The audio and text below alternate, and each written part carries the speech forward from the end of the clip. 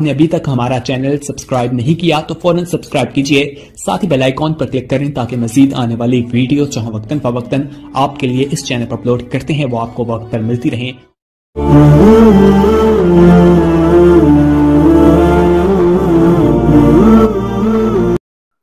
अल्हम्दुलिल्लाहि रब्बिल आलमीन वस्सलातु वस्सलामु अला अशरफिल अंबियाइ वल मुरसलीन व अला आलिहि व सहबिहि अजमाइन अम्मा बाद फ़क़द क़ाल अल्लाहु तबारक व तआला अऊज़ु बिल्लाहि मिनश शैतानिर रजीम बिस्मिल्लाहिर रहमानिर रहीम तबारकल्लज़ी बियदिहिल मुल्कु व हुवा अला कुल्लि शैइन क़दीर अल्लज़ी खलक़ल मौत वल हयात लियब्लुकुम अय्युकुम अहसनु अमला व हुवल अज़ीज़ुल गफ़ूर। मोहतरम हजरात, बहुत दिनों के बाद आज हमें यह मौका मिल रहा है कि हम इस्लाही मजलिस का आगाज़ करें। लॉकडाउन की वजह से और कोरोना वायरस के ख़तरनाक हालात की वजह से सूरत हाल कुछ ऐसी बनी कि बहुत सारे शोबे बंद हो गए, दीनी तालीम के मराकिज़ बंद हो गए, मजालिस पर, मदारिस पर, मसाजिद पर, इन सब चीज़ों पर इसका असर मुरतब हुआ।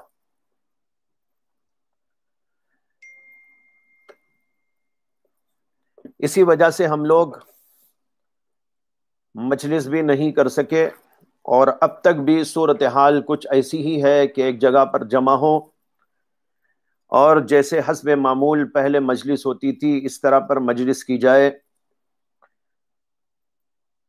अभी इसके हालात नजर नहीं आ रहे, इसीलिए अल्टरनेट के तौर पर यह सोचा गया, बहुत सारे हजरात के तवज्जो दिलाने पर और तकाजा करने पर, कि फिलहाल ऑनलाइन मजलिस ही से इस सिलसिले का आगाज कर दिया जाए ताकि दीन की बात पहुंचती रहे, कहने वाले को भी फायदा हो और सुनने वाले को भी फायदा हो। मैं तो हमेशा ये महसूस करता हूं कि जब मैं बयान करता हूं और लोगों को कुछ सुनाता हूं तो उसका फायदा मुझे ज्यादा से ज्यादा होता है। इसीलिए मैं हमेशा इस बात को पेश नजर रखता हूं कि मुझे फायदा हो जाए। मुताला करने की वजह से भी फायदा होता है, फिर उसके ऊपर तवज्जो डालने से भी फायदा होता है। यह फायदा खुद मुझे बहुत ज्यादा होता है। इस वजह से मैं इस बात की तमन्ना और आरजू करता हूं कि मैं लोगों को कुछ सुना सकूं ताकि मैं खुद उसके ऊपर अमल कर सकूं। इस मौके पर इस बात की वजाहत भी जरूरी है कि ऑनलाइन यह सिलसिला किस हद तक उलमा के दरमियान में मोतबर है, जवाज के हुदूद में है, इसके ऊपर बहसें मौजूद हैं। मेरी भी तहरीरात इस सिलसिले में पाई जाती हैं, मुतअद्दिद जगहों पर, मुतअद्दिद किताबों में मैंने इसके ऊपर बहस की है।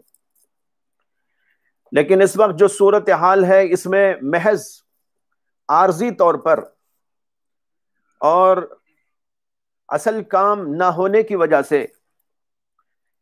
जरूरत समझकर इस सिलसिले को इख्तियार किया गया है, और जब हालात सुधर जाएंगे और बन जाएंगे तो फिर इसकी जरूरत न रहेगी।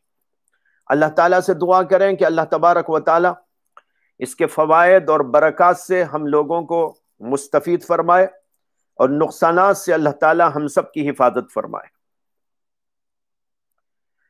इस वक्त जो मौजू में अर्ज करने जा रहा हूं वो है फिक्र आखिरत या गम आखिरत। वजह यह है कि हमें और आपको अल्लाह तबारक व ताला ने दुनिया में भेजा है تو اسی لیے بھیجا ہے کہ ہم آخرت کی فکر کریں.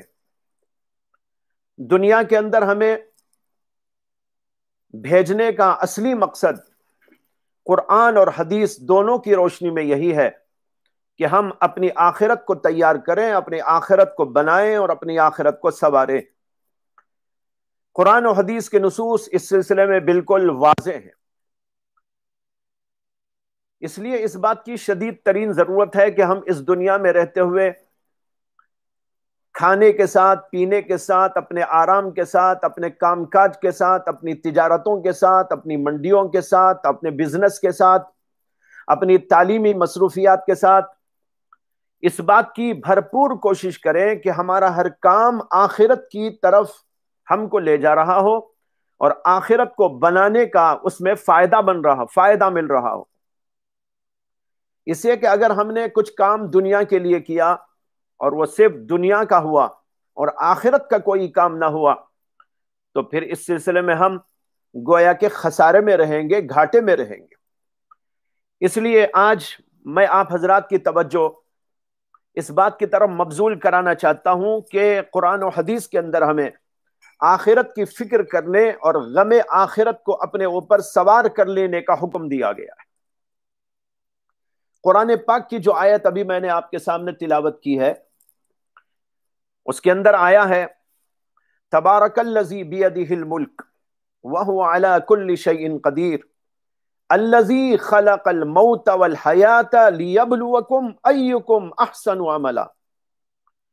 اللہ تعالیٰ کہتے ہیں کہ بڑی بابرکت ہے وہ ذات جس کے قبضے قدرت میں سارا ملک ہے، پوری دنیا ہے، دنیا کی طاقتیں ہیں. وَهُوَ عَلَى كُلِّ شَيْءٍ قَدِيرٌ، اور وہ ہر چیز کے اوپر قدرت و طاقت رکھنے والا ہے. الَّذِي خَلَقَ الْمَوْتَ وَالْحَيَاةَ، اس اللہ نے جس نے موت اور حیات دونوں کو پیدا کیا. خَلَقَ الْمَوْتَ وَالْحَيَاةَ لِيَبْلُوَكُمْ أَيُّكُمْ أَحْسَنُ عَمَلًا، تاکہ تمہاری آزمائش کریں اور تمہارا امتحان لیں، اس بارے میں امتحان لیں ایکم احسن عملا، کہ تمہارے اندر کون ایسا ہے جو بہتر عمل کرنے والا ہے. حضرت ابن عباس اور حضرت قتادہ اور بہت سارے اور مفسرین حضرات جو صحابہ میں سے ہیں اور تابعین میں سے ہیں، وہ اس آیت کریمہ کی تفسیر کے اندر فرماتے ہیں احسن عملا اے اکثرہم ذکرا للموت یا اکثرہم ذکرا للآخرہ. یہاں احسن عمل، بہترین عمل کرنے والے سے مراد وہ لوگ ہیں جو موت کو کثرت کے ساتھ یاد کرتے ہیں، آخرت کو کثرت کے ساتھ میں یاد کرتے ہیں.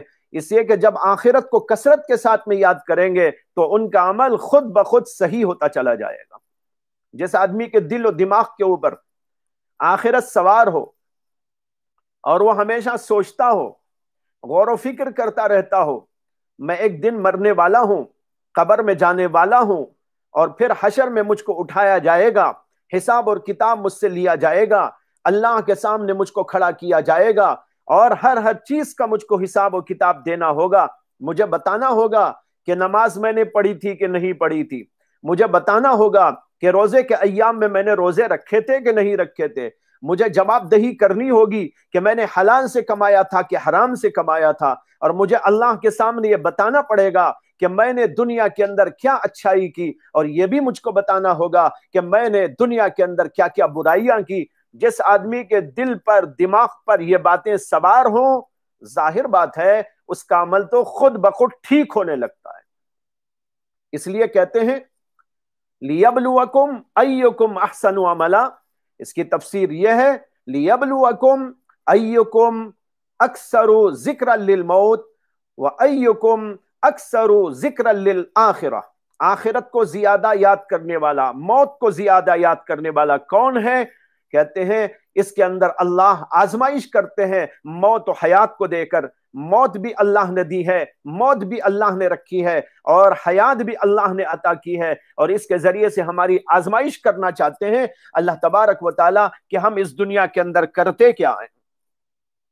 جب آدمی آخرت کو سوچے گا، وہاں کے احوال کو سوچے گا، وہاں کے عذابات کو سوچے گا، وہاں کی نعمتوں کو سوچے گا، تو نیکی کی طرف خود بخود بڑھتا جائے گا اور برائیوں سے خود بخود بچتا چلا جائے گا۔ ایک حدیث میں آتا ہے کہ اللہ کے نبی علیہ الصلاۃ والسلام نے ارشاد فرمایا، واللہ لو تعلمون ما اعلم لضحکتم قلیلا ولبکیتم کثیرا وما تلذذتم النساء علی الفرشات ولخرجتم الى السعودات تجأرون الى اللہ۔ اللہ کے نبی علیہ الصلاۃ والسلام فرماتے ہیں کہ خدا کی قسم اگر تم ان باتوں کو جان لو جن باتوں کو میں جانتا ہوں۔ کیا جانتے تھے اللہ کے نبی علیہ الصلاۃ والسلام؟ آخرت کو جانتے تھے، غیب کی چیزوں کو جانتے تھے، جنت و جہنم کو جانتے تھے، وہاں کے عذابات اور وہاں کی نعمتوں کو جانتے تھے، قبر کے حالات کو جانتے تھے، وہاں پیش آنے والے غیبی احوال کو جانتے تھے۔ یہ ہماری نگاہوں سے اوجھل ہیں، لیکن نبی کے سامنے ان سب چیزوں کو واضح کر دیا جاتا تھا۔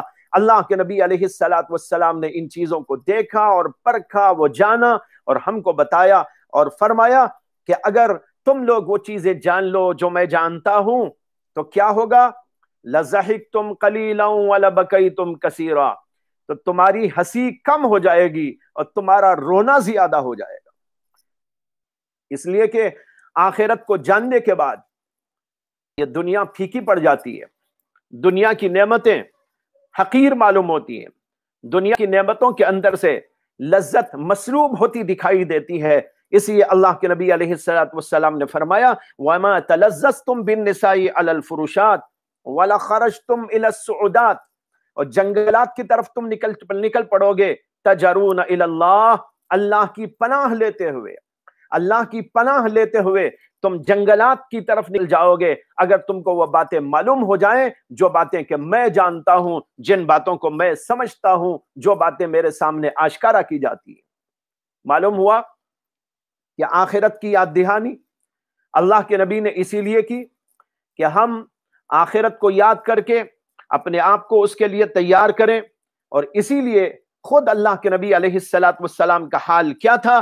حدیث میں آتا ہے، حضرت علی رضی اللہ تعالی عنہ کی غالباً روایت ہے، انہوں نے کہا کان رسول اللہ صلی اللہ علیہ وسلم متواصل الاحزان دائم الفکرہ لیست له راحہ طویل السکت لا يتکلم فی غیر حاجہ۔ اللہ کے نبی علیہ السلام کے کچھ احوال بتا رہے، اور یہ وہ احوال ہیں جو آخرت کی فکر والے پر طاری ہوتے ہیں، یہ وہ احوال ہیں جو اس آدمی پر طاری ہوتے ہیں جو موت کو کثرت سے یاد کرتا ہے، آخرت کی فکر میں اور آخرت کی طلب میں لگا ہوا ہوتا ہے۔ اس کا حال کیا ہوتا ہے؟ اللہ کے نبی علیہ الصلاۃ والسلام کا حال دیکھیے کیا ہوتا تھا۔ کہتے ہیں کان رسول اللہ صلی اللہ علیہ وسلم متواصل الاحزان، لگاتار غم اور حزن آپ پر طاری رہتا تھا، دائم الفکرہ، ہمیشہ ایک فکر طاری رہتی تھی، لیست لہ راحہ، آپ بے چین رہتے تھے اور بے چینی کی وجہ سے آپ کو راحت نہیں معلوم ہوتی تھی۔ اللہ کے نبی علیہ الصلاۃ والسلام ہمیشہ آخرت کی وجہ سے بے چین رہتے تھے، آپ کو چین نہیں آتا تھا، کبھی کھانے میں، کبھی پینے میں اور کبھی سونے میں۔ آدمی کو جو چین محسوس ہوتا ہے، اللہ کے نبی علیہ الصلاۃ والسلام کو وہ چین محسوس نہیں ہوتا تھا، ہمیشہ آخرت کی فکر سوار رہتی تھی۔ اور کہتے ہیں طویل السکت، لمبا لمبا سکوت کرتے تھے۔ کیا مانے؟ لا یتکلم فی غیر حاجہ، بغیر حاجت، بغیر ضرورت بولتے نہیں تھے۔ آج ہم لوگ سوچیں کہ کتنی بیکار باتیں کرتے ہیں، فضول گفتگو میں لگتے ہیں، اور فضول ہی نہیں بلکہ حرام باتوں میں لگے رہتے ہیں، اور جو جی میں آتا ہے بکتے ہیں، غیبتیں بھی کرتے ہیں، جھوٹ بھی بولتے ہیں، اور دوسروں کا دل بھی دکھاتے ہیں، بہتان ترازیاں بھی کرتے ہیں، یا کم از کم فضول گفتگو کرتے رہتے ہیں۔ اللہ کے نبی علیہ الصلاۃ والسلام ہمیشہ طویل سکتہ کرتے تھے، یعنی بات چیت لمبی چوڑی نہیں کرتے تھے اور بغیر ضرورت گفتگو نہیں کرتے تھے۔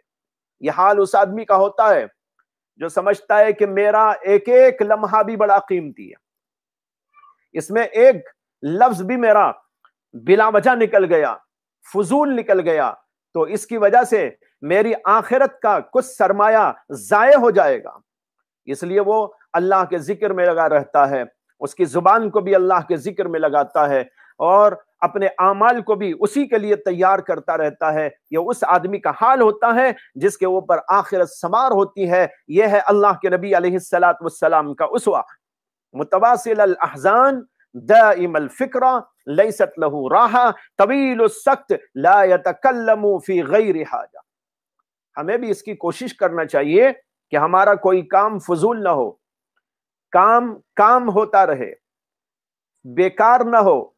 ہر وقت ہم اللہ کو راضی کرنے کے لیے کام کرتے رہیں. زبان ہے تو ذکر میں لگی رہے، آنکھ، ناک، کان، ہاتھ، پیر اور دیگر اعضاء و جوارے ہیں تو وہ بھی کسی نہ کسی نیکی کے کاموں میں لگے رہیں، فضول حرکتوں کے اندر نہ لگے رہیں. مجھے ایک قصہ یاد آ گیا. ہمارے بزرگوں میں دارالعلوم دیوبند میں حضرت مولانا محمد میاں صاحب رحمت اللہ علیہ، محدث دارالعلوم دیوبند کی عظیم شخصیت معروف ہے. حضرت مولانا مفتی محمد شفیع صاحب نور اللہ مرقدہ کے بھی وہ استاد ہوتے ہیں. بہت بڑے عالمی آدمی اور بہت بڑے عالم مانے جاتے ہیں.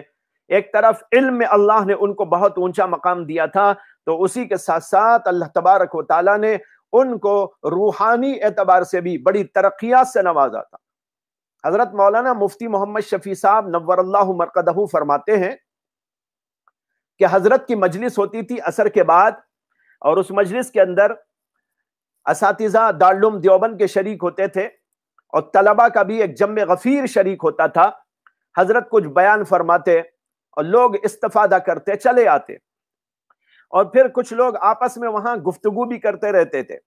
کسی نے کچھ سوال کر لیا، لمبا سا سوال کر لیا، 1 منٹ میں وہ سوال پورا ہو سکتا تھا لیکن 5 منٹ اس کے لیے لگا دیے. یا پھر جو ہے کوئی اور گفتگو شروع کر ڈالی، فضول باتیں بھی پوچھنے لگے. جب ایسا ہونے لگا تو ایک دن حضرت مولانا محمد میاں صاحب نور اللہ مرقدہ نے اعلان فرمایا کہ بھائی کل سے مجلس میں ہمارا یہ طرز ہوگا کہ جو بھی سوال کرنا ہے، جو بھی پوچھنا ہے، جو بھی بولنا ہے، وہ عربی میں گفتگو ہوگی. یہ سارے حضرات تو عربی پڑھے ہوئے تھے، لیکن اس کے باوجود ہر طرح کی بات کو دوسری زبان میں ڈھال کر بیان کرنا ذرا مشکل ہوتا ہے. جو بڑے علماء ہوں گے وہ تو کریں گے، اور جن کو عادت پڑی ہوئی ہوگی وہ تو کریں گے، لیکن ایک عام مجمع جس میں کچھ طلبہ بھی اور چھوٹے بوٹے ہر قسم کے لوگ، تو وہ سوالات کرتے رہتے تھے. حضرت نے فرمایا کہ کل سے ہماری مجلس کے اندر جس کو بھی پوچھنا ہے، جس کو بھی کچھ بولنا ہے، جس کو بھی بات کرنا ہے، وہ صرف عربی میں بات کرے گا. اب جب دوسرا دن ہوا اور مجلس میں لوگ جمع ہوئے تو اب بہت دیر ہو گئی، کوئی سوال کرنے والا سوال نہیں کرتا. روزانہ تو سوالوں کی بھرمار ہوتی تھی، لوگ پوچھتے رہتے تھے، لیکن آج ہیں کہ سب کے سب خاموش بیٹھے ہوئے ہیں، کوئی کچھ نہیں بولتا. علماء بھی خاموش ہیں، عوام بھی خاموش ہیں، طلبہ بھی خاموش ہیں. حضرت نے فرمایا عربی میں کہ بھئی آپ کے پاس کوئی سوال ہے؟ هل عندکم من سوال؟ تو بہت دیر کے بعد ایک صاحب اٹھے اور انہوں نے چھوٹا سا ایک سوال کیا. جچے تلے الفاظ کے اندر اٹک اٹک کے بول کر انہوں نے اپنی بات پوری کی. حضرت نے اس کا جواب دیا، پھر خاموشی طاری ہو گئی. بہت دیر تک کوئی کچھ نہیں بولا. پھر اس کے بعد حضرت نے پوچھا کہ بھائی کچھ ہے پوچھنے والے، پوچھنا چاہیں تو پوچھ لے، لیکن کوئی نہیں بولتا. ایسا 1-2-3 دن مجلس جو چلی تو لوگوں کو محسوس ہوا کہ اس مجلس میں اب گفتگو ہی نہیں ہو رہی ہے، سب کے سب خاموش بیٹھے ہیں، حضرت بھی خاموش بیٹھے ہیں، اور نہ پوچھنے والے پوچھتے ہیں نہ جواب کی ضرورت پڑتی ہے. تو کسی نے ایک دن 2-4 دن کے بعد حضرت سے عرض کیا کہ حضرت مجلس میں پہلے بڑا مزہ آتا تھا کہ آپ گفتگو فرماتے تھے، مختلف واقعات سناتے تھے، بزرگوں کے حالات بتاتے تھے، اور جو پوچھا جاتا تھا ان کی تحقیقات بیان کرتے تھے، حدیث کی تشریح ہوتی تھی یا کوئی مسائل کی تحقیق ہوا کرتی تھی. لیکن اب بالکل خاموشی اور سناٹا طاری ہے. تو حضرت نے فرمایا کہ پتہ ہے کہ میں نے ایسا کیوں لگائی قید؟ لوگوں نے کہا کہ ہمیں نہیں معلوم. فرمایا کہ بھائی دیکھو، میں محسوس کر رہا تھا کہ لوگ خواہ مخواہ کی باتیں پوچھ رہے ہیں، بیکار کی گفتگو کر رہے ہیں اور چھوٹی موٹی بات کو لمبی چوڑی عبارتوں میں ادا کر رہے ہیں، میں نے ان کو توجہ دلانی چاہیے کہ ابھی جو چھوٹی موٹی ہماری عمر باقی ہے، اس عمر کا کوئی بھی لمحہ ہمارا بیکار اور فضول نہیں ہونا چاہیے۔ اب جب یہ قید لگا دی کہ عربی ہی میں بولو، تو اب جیسے عربی نہیں آتی وہ تو بولے گا ہی نہیں، خاموش بیٹھے گا، اور جیسے عربی آئی وہ بھی چھوٹی موٹی عربی آتی ہو معمولی تو وہ بھی نہیں بول پائے گا، اور جیسے اچھی عربی آتی ہے صرف وہی بول سکے گا، اور اچھی عربی بولنے والے جچے تلے الفاظ ہی میں بولیں گے، خامخواہ نہیں بولیں گے۔ اس خیال سے میں نے یہ قید لگائی۔ تو یہاں میں بتانا چاہ رہا ہوں کہ جس آدمی کے دل کے اوپر آخرت کا فکر سوار ہوتا ہے، اس کا حال یہ ہوتا ہے، اللہ کے نبی علیہ السلام کے بارے میں فرماتے ہیں لا یتکلم فی غیر حاجہ، بغیر حاجت اور بغیر ضرورت کے اللہ کے نبی علیہ السلام بولتے نہیں تھے۔ اللہ کے نبی پر غم طاری رہتا تھا۔ کیوں تھا غم؟ آخرت کی فکر کی وجہ سے غم تھا، اور یہ چاہتے تھے اللہ کے نبی علیہ السلام کہ ہر کام ہمارا ایسا ہو جس سے کہ لوگوں کو فائدہ ہی فائدہ پہنچے، اور ہماری کوئی حرکت ایسی نہ ہو جس کے اندر کوئی نفع کے بجائے نقصان ہو یا فضول چلی جائے۔ یہی وہ غم تھا جس کے بارے میں ایک حدیث میں عجیب بات آتی ہے کہ حضرت سیدنا جبریل امین علیہ السلام ایک بار اللہ کے نبی علیہ السلام کی خدمت میں آئے، اور اللہ کے نبی علیہ السلام نے ان کو دیکھا کہ وہ بالکل غمگین ہیں۔ حضرت عمر کی یہ روایت ہے، اس کے الفاظ یہ ہیں کہ جاء جبریل الی النبی صلی اللہ علیہ وسلم حزینا، ایک بار حضرت جبریل امین علیہ السلام غمگین حالت کے اندر اللہ کے نبی علیہ السلام کی خدمت میں آئے۔ جب غمگین حالت میں آئے تو اللہ کے نبی علیہ السلام نے ان سے پوچھا مالی اراک حزینا یا جبریل، اے جبریل کیا بات ہے کہ میں آپ کو بڑا غمگین دیکھ رہا ہوں، آپ کا چہرہ غمناک معلوم ہو رہا ہے۔ اس پر انہوں نے کیا جواب دیا؟ ان کے اوپر جو آخرت کی فکر طاری تھی وہ اس جملے سے اور ان کے اس کلام سے معلوم ہوتی ہے۔ اللہ کے نبی پر غم طاری ہوتا تھا، یہ تو ابھی آپ نے سنا۔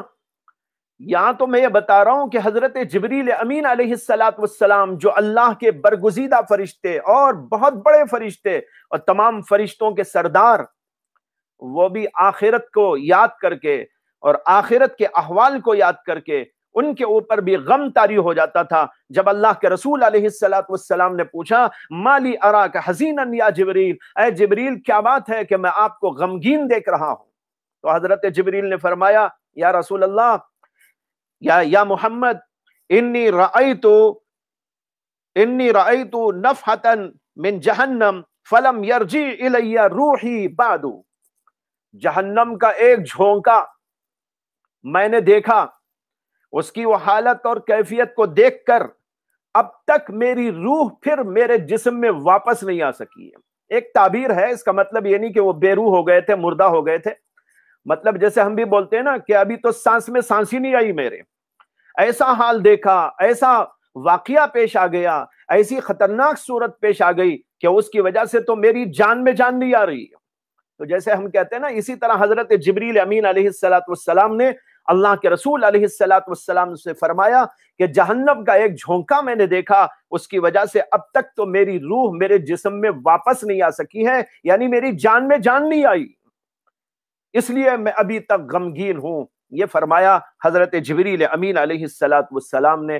تو بھائیو، ہمیں اور آپ کو اس بات کی تعلیم دی گئی ہے کہ ہم آخرت کو یاد کریں، آخرت کے احوال کو یاد کریں، جہنم کو یاد کریں، اور جنت کو بھی یاد کریں، جنت کی نعمتوں کو یاد کریں۔ ان سب چیزوں کو یاد کر کے دنیا کے اندر ایسے کام کریں کہ ہم آخرت کے اندر فلاح اور کامیابی کی منزلوں کو طے کر سکیں۔ ایسا نہ ہو کہ ہم دنیا میں رہتے ہوئے ایسے کام کر کے چلے جائیں جس کی وجہ سے آخرت کے اندر ہمیں کچھ نہ ملے۔ ایک حدیث میں آتا ہے، اللہ کے نبی علیہ السلام سے ایک صاحب نے سوال کیا۔ حضرت عبداللہ ابن عمرو بن عاص رضی اللہ عنہ روایت کرتے ہیں کہ اللہ کے نبی علیہ السلام کی مجلس تھی، اس مجلس کے اندر ایک صاحب آئے اور انہوں نے آ کر پوچھا ای المؤمنین اکیس، اے اللہ کے رسول، مومنوں میں سب سے عقل مند کون ہے؟ اکیس کہتے ہیں زیادہ عقل والا، زیادہ عقل والے لوگ مومنوں میں کون ہیں؟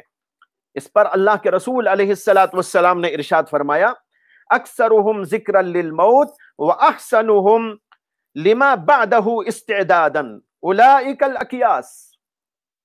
اللہ کے رسول نے فرمایا مومنوں میں سے جو کثرت کے ساتھ موت کو یاد کرنے والے ہوتے ہیں اور جو اپنے موت کے بعد والی زندگی کے لیے تیاری کرنے میں بہتر کام کرتے ہیں، اولئک الاکیاس، یہ ہیں عقل مند لوگ۔ دو باتیں فرمائی، دو باتوں کا بڑا گہرا تعلق بھی ہے۔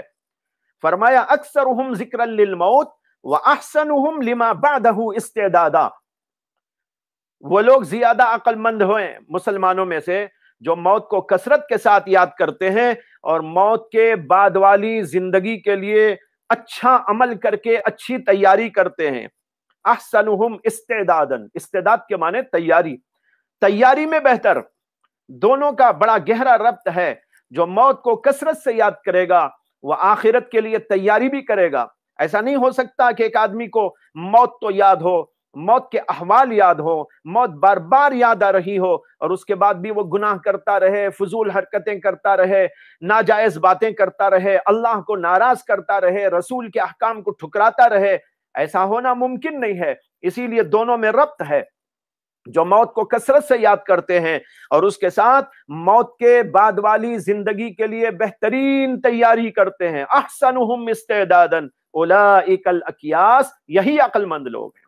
معلوم ہوا وہ بہت بڑے بے وقوف ہیں جو دنیا میں آنے کے بعد صرف دنیا کی فکر کرتے ہیں، دنیا ہی کے اعمال کرتے ہیں، اور پھر اپنے احوال کو اور اپنے اعمال کو، اپنے اوقات کو، اپنی فرصتوں کو، ان سب چیزوں کو دنیا کے لیے لگا دیتے ہیں، آخرت کے لیے نہیں لگاتے۔ اللہ کے نبی علیہ السلام کی اس حدیث سے معلوم ہوتا ہے کہ وہ بہت بڑے بے وقوف ہیں۔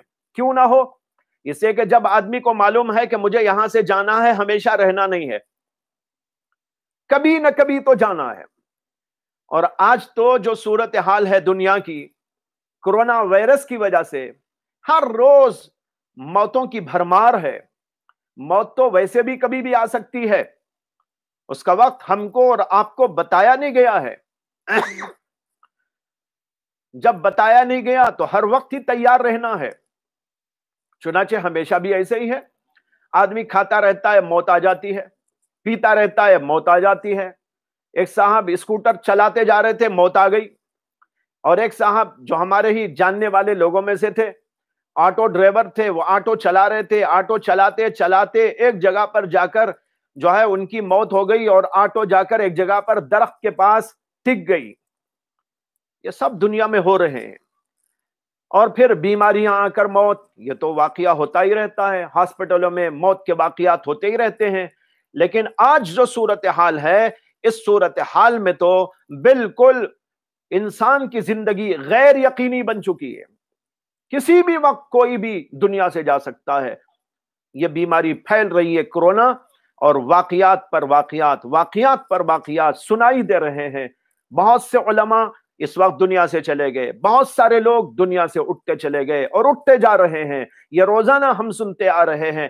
ایسی صورت کے اندر جبکہ ہم کو معلوم ہے کہ موت دنیا میں آنے والی ہے، ہم ہمیشہ کے لیے دنیا میں نہیں آئے، آخرت کی تیاری کے لیے آئے اور آخرت بنانے ہی کے لیے آئے، یہاں آ کر صرف دنیا کے کام کر کے چلا جائے، آخرت کے لیے کوئی تیاری نہ کرے، اسے نہ جنت یاد آئے، نہ جہنم یاد آئے، نہ حساب و کتاب کی منزلیں اس کو یاد آئیں، نہ قبر اس کو یاد آئے، نہ قبر کے اندر کے حالات اس کو یاد آئیں، ان ساری چیزوں سے وہ بے فکر ہو کر دنیا سے چلا جائے، تو آپ بتاؤ کہ اس سے بڑا بے وقوف دنیا میں کون ہو سکتا ہے؟ اسی لیے اللہ کے نبی علیہ السلام نے اس سوال کے جواب کے اندر فرمایا ای المؤمنین اکیس، سب سے زیادہ عقل مند مومن کون ہے؟ فرمایا اکثرهم ذکرا للموت واحسنهم لما بعده استعدادا اولئک الاکیاس۔ اور اسی لیے یہ بھی حکم دیا کہ کہیں تم موت کو نہ بھول جاؤ، آخرت کو نہ بھول جاؤ، یہ تم کو بار بار یاد آتے رہنا چاہیے۔ اللہ کے نبی علیہ السلام نے اس کے لیے حکم دیا کبھی قبرستانوں میں جایا کرو۔ ایک حدیث میں آپ نے فرمایا कुन्तु नहीतुकुम अन ज़ियारतिल क़ुबूर फज़ूरूहा फ़इन्नहा तुज़क्किरुल आखिरा। मैंने तुमको पहले कब्रिस्तान जाने से मना किया था, वो एक हिकमत से मना फरमाया था, लेकिन अब तुमको बताता हूं, तुमको हुक्म देता हूं, फज़ूरूहा, जाओ कब्रिस्तानों की जियारत करो, फ़इन्नहा तुज़क्किरुल आखिरा, क्योंकि वो आखिरत की याद दहानी करती हैं। तुमको याद आएगा ये लोग जो यहाँ मरे पड़े हैं, कब्रों के अंदर गड़े पड़े हैं, ये कैसे कैसे लोग थे। इनमें उलमा भी हैं, इनके अंदर साइंसदान भी हैं, इनके अंदर बहुत बड़े साइंटिस्ट भी हैं, इनके अंदर बहुत बड़े मालदार भी हैं, इनके अंदर बहुत बड़े बड़े रईस भी हैं, इनके अंदर बहुत बड़े तुज्जार भी हैं और बड़ी बड़ी बिल्डिंगें बनाने वाले हैं। यहाँ पर बादशाह भी मौजूद हैं। ये कब्रिस्तान वो चीज है जहां पर सब आके आबाद होते हैं। आपने वो किस्सा सुना होगा हजरत शाह बहलूल का। शाह बहलूल चले जा रहे थे, एक आदमी सिपाही उनसे मिलकर पूछने लगा कि आबादी किधर है। उन्होंने कहा मैं आबादी ही की तरफ जा रहा हूं, चलो मेरे साथ साथ। अब वो चलते चलते कब्रिस्तान गए, जाके कहने लगे ये है आबादी। उसको बड़ा गुस्सा आया, उसने कहा तुम बेवकूफ तो नहीं। उन्होंने कहा भाई मैं बेवकूफी की बात थोड़ा ही कर रहा हूं, जरा सोच के देखो सारे शहर के लोग मर मर के यहीं आबाद होते हैं, गरीब भी, अमीर भी, मर्द भी, औरत भी, बड़ा भी, छोटा भी, सब के सब यहीं पर आकर आबाद होते हैं। तो आबादी तो यही है, तो इसमें बहुत बड़ी इबरत है। तो अल्लाह के नबी ने फरमाया वहां जाओ ताकि तुमको आखिरत याद आती रहे। और एक हदीस में भी फरमाया अक्सिरू जिक्र हाजिमिल लज्जात, लज्जतों पर पानी फेर देने वाली चीज और लज्जतों को खत्म कर देने वाली चीज यानी मौत को कसरत के साथ में याद किया करो। मौत को याद करना और उसकी तैयारी करना बहुत जरूरी है। एक दफा का वाकया है कि अल्लाह के नबी अलैहिस्सलातु वस्सलाम तशरीफ ले जा रहे थे और आपके साथ हजरत बरा इब्न आजिब रजी अल्लाह तआला अन्हु थे। अल्लाह के नबी अलैहिस्सलातु वस्सलाम चलते चलते एक जगह पर देखते हैं कि कुछ लोग खड़े हुए हैं, यानी कब्रिस्तान की तरफ। अल्लाह के नबी अलैहिस्सलातु वस्सलाम ने हजरत बरा इब्न आजिब से पूछा कि ये लोग क्यों जमा हैं यहां पर। उन्होंने कहा या रसूल अल्लाह, ऐसा लगता है कि कोई जनाजा है और उसकी तदफीन के लिए लोग जमा हैं। हजरत बरा इब्न आजिब कहते हैं अल्लाह के नबी अलैहिस्सलाम ने सुनते ही जल्दी जल्दी उधर का रुख किया।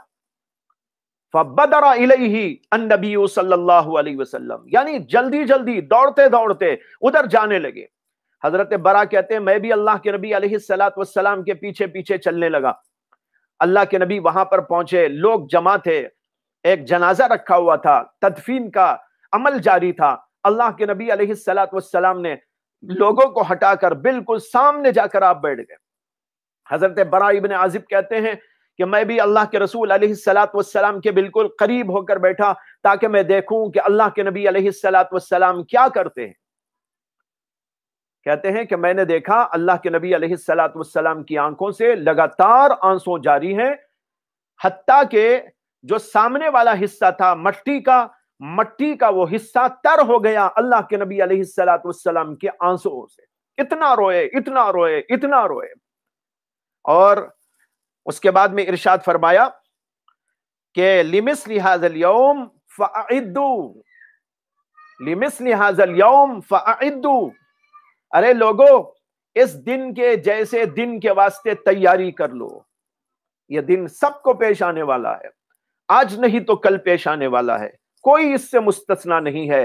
और जब यहां से जाएगा तो न माल लेकर जाएगा, न जायदाद और अमलाक लेकर जाएगा, जाएगा तो सिर्फ आमाल लेकर जाएगा, या तो अच्छा अमल लेके जाएगा या बुरा अमल लेके जाएगा। इसी को यहाँ पर तैयार करने के लिए हमको भेजा गया है। मालूम हुआ कि असल काम दुनिया में रहते हुए खाना और पीना और कमाना और धमाना और जमाना और बड़ी बड़ी बिल्डिंगें बना लेना, ऐश व इशरत करना, ये असल मकसद नहीं है कि इसके लिए हमको भेजा गया हो, बल्कि असल मकसद है कि जरूरत के लिए खाओ, जरूरत के लिए कमाओ, जरूरत के लिए और चीजों को इख्तियार करो, लेकिन इन सारी चीजों को इस्तेमाल करो अल्लाह की रजा के लिए और अल्लाह की इबादत के लिए, और अपने आप को, अपने आमाल को इसके लिए तैयार करने की जरूरत है। यह है वो फलसफा जो अल्लाह के नबी अलैहिस्सलाम ने अहादीस के अंदर और कुरान करीम ने اپنے بیانات کے اندر ہمارے سامنے پیش کیا ہے کہ تم کو دنیا میں اس طرح رہنا ہے۔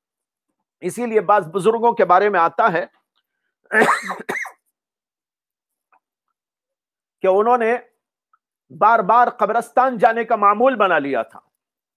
حضرت ابو درداء رضی اللہ عنہ مشہور صحابی ہیں، ان کے بارے میں کتابوں کے اندر لکھا ہے کہ وہ قبرستان جا کے بیٹھ جایا کرتے تھے، بار بار قبرستان جاتے۔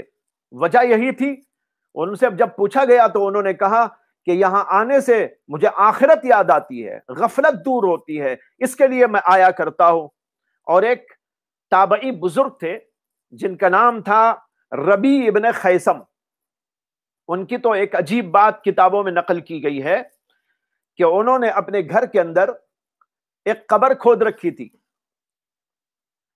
اور جب وہ دل میں محسوس کرتے کہ کچھ سختی آ گئی ہے یا غفلت آ گئی ہے تو اس قبر میں جا کے سو جاتے، اور پھر کچھ دیر کے بعد وہاں سے اٹھتے اور کہتے کہ اے نفس، تجھ کو دوبارہ دنیا میں بھیجا گیا ہے، قبر سے تجھ کو دنیا میں بھیجا جا رہا ہے، اب کچھ اچھے عمل کر لے، اگر تو اب بھی عمل نہیں کرے گا تو پھر کیا جواب دے گا؟ یعنی اپنے نفس کو یوں سمجھاتے تھے۔ ان لوگوں کے سامنے ہم کو تو یہ واقعہ سن کر کچھ عجیب لگتا ہے، اچھمبا لگتا ہے، اور ہو سکتا ہے کہ بعض ایسے بھی لوگ ہوں گے جن کو یہ حرکتیں بے وقوفانہ نظر آتی ہوں، لیکن بھائیو ان سے بڑا کوئی عقل مند نہیں جنہوں نے اپنی دنیا کو گمایا لیکن آخرت کو تیار کیا، اور آخرت کے لیے سب کچھ کر رہے ہیں، اور اپنے جی کو سمجھا رہے ہیں کہ دیکھ ایسا ہے کہ ابھی قبر میں تو سو گیا تھا، اب تجھ کو دوبارہ بھیجا گیا ہے، یہاں پر آ کر اچھے اچھے عمل کر لینا، یہ کہہ کر اپنے دل کو سمجھایا کرتے تھے۔ حضرت عمر بن عبدالعزیز رحمت اللہ علیہ، جو امیر المؤمنین بھی تھے، بہت بڑے اللہ کے ولی بھی تھے، ان کا تقوی و طہارت اور ان کا انابت اللہ اور رجوع اللہ یہ بہت واضح ہے تاریخ کی روشنی میں۔ بہت بڑے اللہ کے ولی، ایک طرف امیر المؤمنین اور دوسری طرف اللہ کے ولی، علم میں، عمل میں، تقوی میں، طہارت میں، سب میں آگے بڑھے ہوئے۔ ایک دفعہ ان کو محمد ابن کعب القرظی نے دیکھا کہ وہ ضعیف ہو گئے ہیں، نحیف ہو گئے ہیں، اور جسم کا رنگ بھی ذرا بدل گیا ہے، حالانکہ وہ بڑے حسین اور خوبصورت تھے۔ جب جوانی میں ان کو دیکھا جاتا تھا، بڑے حسین، بڑے خوبصورت اور بالکل تنومن، لیکن اب انہوں نے ایک دفعہ دیکھا محمد ابن کعب القرظی نے کہ وہ بہت ضعیف بھی ہو گئے ہیں، کمزور ہو گئے ہیں، اور چہرے کا رنگ بالکل فق ہو گیا ہے، تو بہت غور سے ان کے چہرے کو دیکھتے رہے۔ عمر بن عبدالعزیز رحمت اللہ علیہ نے ان کو دیکھ لیا کہ مجھے گھور گھور کے دیکھ رہے ہیں، تو پوچھا کہ اے ابن کعب، تم مجھے ایسا گھور کے کیوں دیکھ رہے ہو؟ کبھی ایسا پہلے تو نہیں دیکھتے تھے۔ تو انہوں نے کہا کہ یا امیر المؤمنین، بات یہ ہے کہ آپ ایسے حسین تھے، ایسے جمیل تھے، اور ایسے صحت مند تھے، آپ کا جسم ایسا تھا، لیکن اب میں آپ کو دیکھ رہا ہوں تو ضعیف ہو گئے ہیں، نحیف ہو گئے ہیں، کمزور ہو گئے ہیں، چہرے کا رنگ بھی فق ہو گیا ہے، کالے سے پڑ گئے ہیں، یہ میں دیکھ رہا ہوں۔ تو یہ سن کر امیر المومنین نے کیا عجیب جواب دیا، ہمارے لیے اور آپ کے لیے عبرت ہے، اور دل کے اوپر اس کا اثر لینا چاہیے۔ حضرت عمر بن عبدالعزیز نے فرمایا، اچھا تم اس حالت میں مجھ کو دیکھ کر تعجب کر رہے ہو، لیکن ذرا سوچو کہ جب میں مر جاؤں گا، قبر میں مجھ کو دفن کر دیا جائے گا، اور 3-4 دن گزر جائیں گے، تو اس وقت میں میرا کیا حال ہوگا؟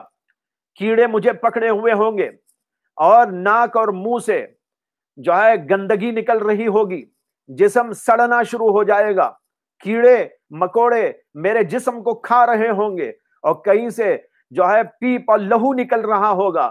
اس صورت میں اگر تم مجھ کو دیکھو گے تو تب تمہارا تعجب کا حال کیا ہوگا؟ اللہ اکبر! ایک آدمی دنیا میں ہے، امیر المؤمنین ہے، خلیفۃ المسلمین ہے، دنیا بھر پر اس کی حکومت ہے، اور اس کا مقام اور اس کی منزلت ساری دنیا کو مسلم ہے، اس کا تقوی، اس کی طہارت، اس کی عظمت، اس کی جلالت ساری دنیا میں معروف ہے، لیکن وہ دیکھیے آخرت کی فکر میں ہے، قبر کے حالات ان کے سامنے ہیں، اپنے بارے میں یوں سوچ رہے ہیں میں ایک دن مروں گا، گڑ جاؤں گا، دفن کر دیا جاؤں گا، وہاں پر کیڑے مکوڑے مجھ کو پکڑ لیں گے اور میرا یہ حال ہو جائے گا۔ یہ ہے یاد رکھنے کی چیز کہ ہم ہر وقت اس کا تصور کرتے رہیں، موت کا تصور، آخرت کا تصور، اور اسی طریقے پر وہاں کے احوال کا تصور، قبر کے حالات کا تصور، منکر اور نکیر کے آنے کا اور سوال کرنے کا تصور، اور پھر قبر کے اندر کسی کے لیے نعمتوں کا اور کسی کے لیے جو عذاب کا سلسلہ ہوگا اس کا تصور، اور پھر آخرت میں جب اٹھائے جائیں گے تو وہاں پر حساب کا، کتاب کا، اور اس سے پہلے جو احوال پیش آنے والے ہیں حساب و کتاب سے پہلے، کہ بہت گھمبیر مسئلہ ہوگا اور سارے لوگ پریشان ہوں گے، اور انسان عام تو عام، حتیٰ کہ انبیاء اکرام علیہم السلام بھی پریشان ہوں گے۔ اس کو یاد کیا جائے، اور پھر اس کے بعد جب اللہ کے سامنے پیشی ہوگی ایک ایک چیز کا جواب دینا ہوگا۔ جو لوگ نماز چھوڑتے ہیں ان کو توجہ دینا ہے، یہ ہم کو حساب دینا ہوگا۔ حدیث میں آتا ہے سب سے پہلے جس چیز کا حساب ہوگا وہ نماز ہوگی۔ نماز میں آدمی صحیح نکل گیا تو پھر ٹھیک، اور اگر یہیں پر اٹک گئی گاڑی تو پھر آگے تو کسی چیز میں چلنے والی نہیں ہے۔ اللہ کے نبی کہتے ہیں سب سے پہلے اس کا سوال ہوگا اور اس کا جواب دینا ہوگا، اور یہ سوال و جواب کا جو سلسلہ چلے گا بغیر کسی ترجمان کے، بیچ میں کوئی ترجمانی کرنے والا نہ ہوگا، براہ راست اللہ سوال کریں گے، براہ راست ہم کو جواب دینا ہوگا۔ ایک دنیا کے عام کسی پوسٹ پر رہنے والے کے سامنے ہم کو کھڑا کر دیا جائے، کسی دنیا کے بادشاہ کے سامنے کھڑا کر دیا جائے، کسی چیف منسٹر کے سامنے کھڑا کر دیا جائے، یا کسی معمولی ایم ایل اے کے سامنے کھڑا کر دیا جائے، وہاں بھی ہماری حالت دیگرگو ہونے لگتی ہے، اور کبھی زبان لڑکھڑانے لگتی ہے، پیر اور قدم ہمارے لڑکھڑانے لگتے ہیں۔ تو آپ اندازہ کریں جو خالق کائنات ہے، زمین کا بادشاہ، آسمان کا بادشاہ، چاند اور سورج کا بادشاہ، انسانوں کا بادشاہ، پیغمبروں کا بادشاہ، ساری کائنات کا بادشاہ، ذرے ذرے کا بادشاہ، وہ قیامت کے دن یہ اعلان بھی کرے گا لمن الملک اليوم، آج کس کے لیے بادشاہت ہے؟ دنیا کی جھوٹی بادشاہت ختم ہو چکی ہوگی، نہ کوئی امریکہ رہے گا، نہ کوئی جرمنی رہے گا، نہ کوئی انڈیا رہے گا، نہ کوئی اور ملک رہے گا، نہ وہاں کے بادشاہ رہیں گے، ساری بادشاہتیں ختم ہو کر اللہ کا اعلان ہو چکا ہوگا لمن الملک اليوم للہ الواحد القہار، آج تو حکومت و طاقت صرف میری ہے، جو ہے بہت بڑا قہار ہے، بہت بڑا جبار ہے، میرے سے بڑا کوئی نہیں ہے، سارے کے سارے میرے سامنے ذلیل ہیں، سب کے سب فقیر ہیں، آج سب کے سب فقیر بن کر میرے سامنے ہیں۔ اس وقت میں ہم سے پوچھو گی تو سوال کا جواب ہم کیسے دے سکیں گے؟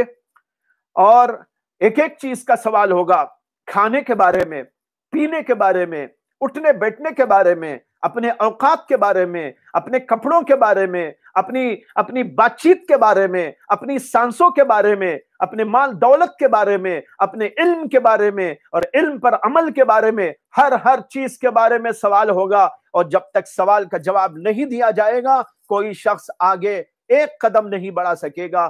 اس کے لیے بھائیوں تیاری کرنے کی ضرورت ہے۔ آج میں نے اس مجلس کے اندر جو آغاز ہے ہماری اس مجلس کا، اس بات کی طرف توجہ دلانا ضروری سمجھا تاکہ یہ نسخہ شفا ہمارے پاس جمع رہے اور ہم بار بار اس کو کھاتے رہیں۔ جب جب غفلت طاری ہو یاد کر لیا کریں، قبر کو یاد کر لیا کریں، آخرت کو یاد کر لیا کریں، اللہ کو یاد کر لیا کریں، اللہ کے فرشتوں کو یاد کر لیا کریں، ہمارے نبی کی سیرت کو یاد کر لیا کریں، ان بزرگوں کے احوال کو یاد کر لیا کریں۔ اس کے ذریعے سے ہمیں شفا نصیب ہوتی رہے گی۔ اللہ سے دعا کرتا ہوں کہ اللہ تعالیٰ مجھے بھی آپ کو بھی آخرت والے کام کرنے اور آخرت کو تیار کرنے کی فکر عطا فرمائے، اور اس کے لیے ہم سب کو توفیق عطا فرمائے۔ وآخر دعوانا ان الحمد للہ رب العالمین۔ دعا کر لیں۔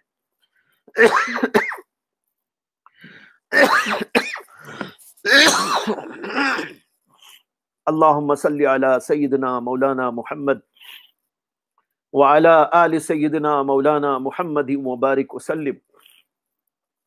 ربنا آتنا في الدنيا حسنة وفي الآخرة حسنة وقنا عذاب النار. ربنا لا تزغ قلوبنا بعد إذ هديتنا وهب لنا من لدنك رحمة إنك أنت الوهاب. لا إله إلا الله الحليم الكريم. سبحان الله رب العرش العظيم.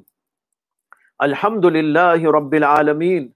اللهم إنا نسألك موجبات رحمتك وعزائم مغفرتك ومنجيات أمرك والسلامة من كل إثم والغنيمة من كل بر والفوز بالجنة والنجاة من النار.